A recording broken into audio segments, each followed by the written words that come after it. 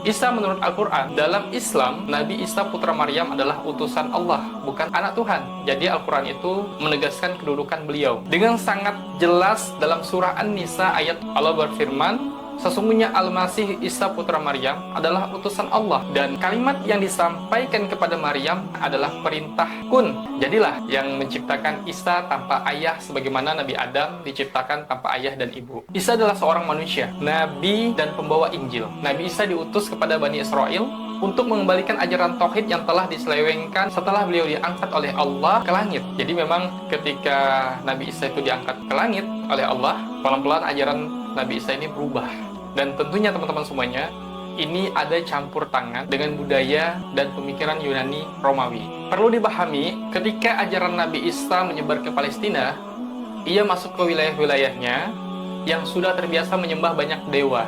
Dalam mitologi Yunani, dewa-dewa punya anak dalam kebudayaan Romawi. Jadi kaisar itu disembah sebagai anak dewa. Jadi ketika mereka mendengar Isa disebut anak Tuhan, awalnya mereka dalam keadaan tidak nyaman. Pengertian secara harfiah bukan kiasan spiritual seperti dalam ajaran Yahudi.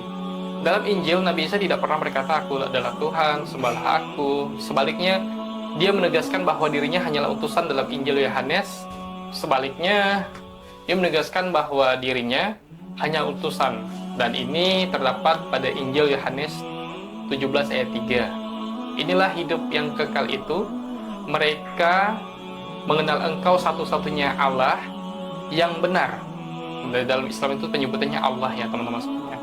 Satu-satunya Allah yang benar dan Yesus Kristus adalah utusan. Nah, jadi memang dalam Islam kita meyakini bahwa Nabi Isa tidak pernah merangkul dirinya atau tidak pernah mengakui dirinya Tuhan, melainkan pilihan yang ditugaskan menyampaikan wahyu. Nah, salah satu tokoh yang paling berpengaruh dalam mengubah persepsi tentang Isa adalah Paulus, seorang tokoh yang dulunya menentang ajaran Nabi Isa. Nah, jadi dulunya menentang nih ajaran Nabi Isa. Lalu kemudian mengaku dan mendapatkan penglihatan dari langit. Paulus memperkenalkan pandangan baru bahwa Isa bukan hanya nabi, tetapi inkarnasi Tuhan yang mati di kayu salib.